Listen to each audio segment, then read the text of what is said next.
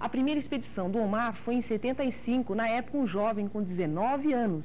E passados 15 anos, o Omar persiste nessa ideia, que para muitos de nós pode parecer uma coisa muito louca. É tão louca assim mesmo, Omar?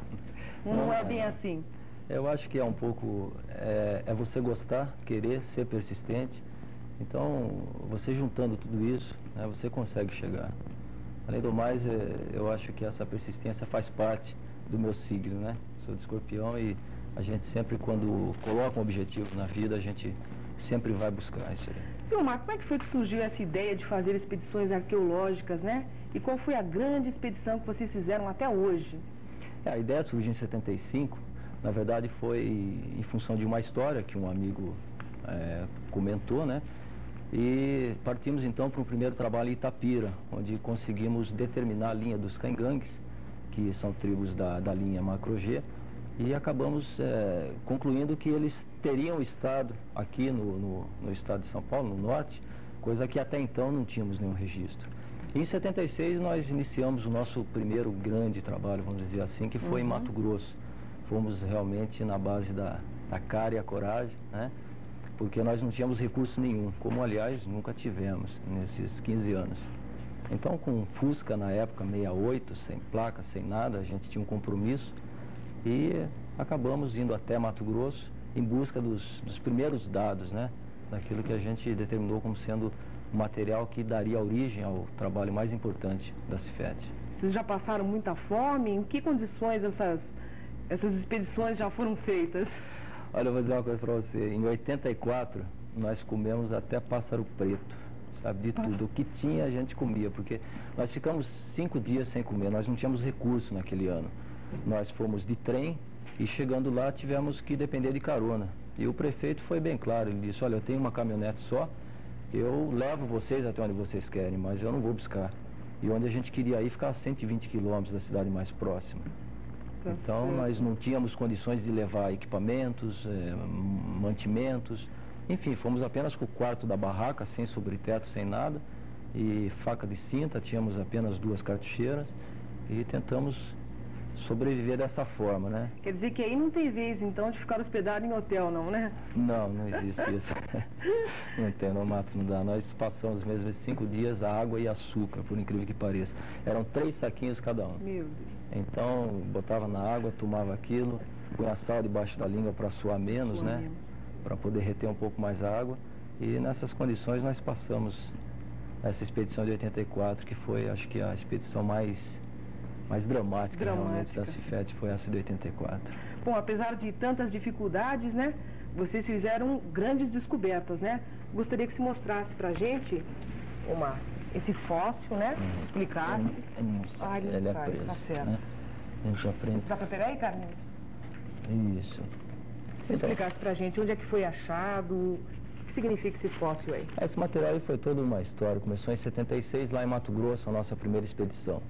Nós conseguimos, depois de alguns levantamentos, de uma semana, conhecemos uma pessoa lá que foi muito importante para nós, o Sr. Celso Tiri, e ele, nos contando histórias, ele disse, olha, eu vi pedras num lugar que não existe pedras. Ou seja, essas pedras foram levadas para lá, e foram levadas de muito longe. Então, nós resolvemos ir até lá, e ele ainda disse mais, aquilo para mim são sepulturas. E são sepulturas muito antigas, porque são redondas, sepulturas de índio e sepulturas da Guerra do Paraguai são quadradas. E realmente nós fomos e começamos a fazer um trabalho de escavação naquela região e acabamos por encontrar esses cacos de ossos, só que eles estavam colocados de uma forma bem diferente do que está aí, evidentemente, né? Eles tinham sido partidos, abertos, né? Com os ossos tubulares dentro do crânio, com uma simetria muito grande e muito semelhante ao culto dos ursos que o homem de Neandertal fazia na Europa, Ásia e África do Norte.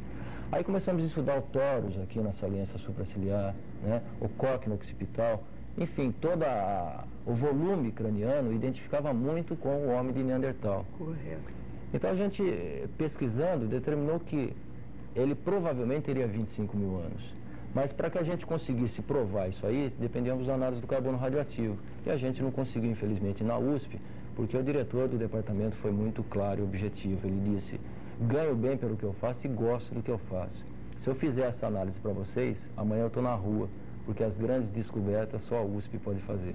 É um grande problema político, inclusive, que você enfrenta. Exatamente. E daí para frente começamos a ter certos atritos com o CONDEFAR, com o ISFAM, com o Museu Nacional, sempre tentando manter contato com eles, pedindo ajuda, colaboração, enviando material, inclusive, para eles.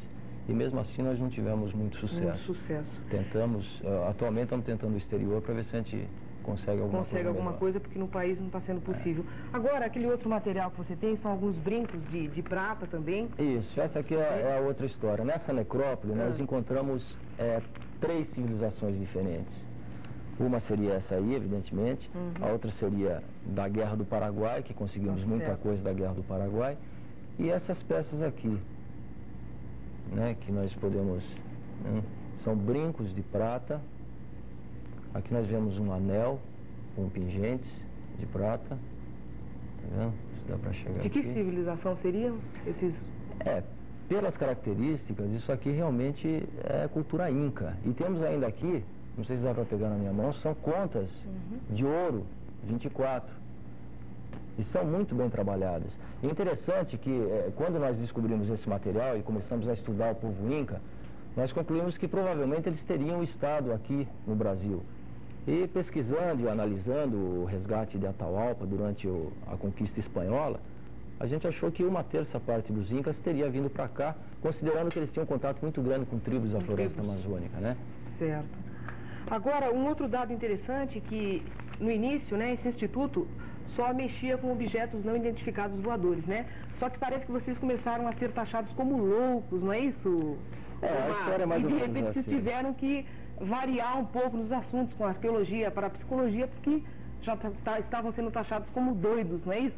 A coisa é encarada assim mesmo no país? Mais ou menos. O que acontece é o seguinte, nós andamos, na época, a gente conseguiu algumas subvenções de empresas privadas. E uma delas, após ceder alguma coisa para nós, a empresa foi clara, ela disse, olha, o único problema de vocês é que vocês mexem com discos voadores, e isso aí não é um assunto muito bem visto, né? Então, o resultado, a sigla CIFET, né, tinha uma identificação, nós simplesmente cancelamos e passou a chamar somente CIFET Pesquisa Científica. E a base da nossa pesquisa passou a ser a arqueologia, porque assim a gente pensou, pelo menos, que conseguiria um pouco mais de recursos, né? Não foi o que aconteceu. Também não foi, nem com ufologia e nem com a arqueologia.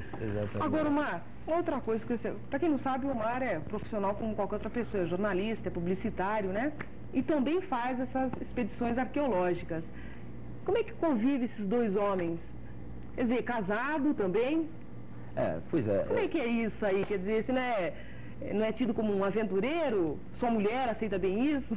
Sua família? Não, a família aceita, minha esposa, inclusive, é maravilhosa nesse sentido, sabe? Ela sempre apoiou, sempre ajudou, sempre procurou colaborar, né? E minhas crianças também sempre se envolvem e a coisa vai por aí afora. Realmente eu não tive problema. Mas existe uma coisa que eu chamo que a gente chama relé, né? Existem vários na cabeça. Então, você desliga um, liga o outro, vai ainda assim.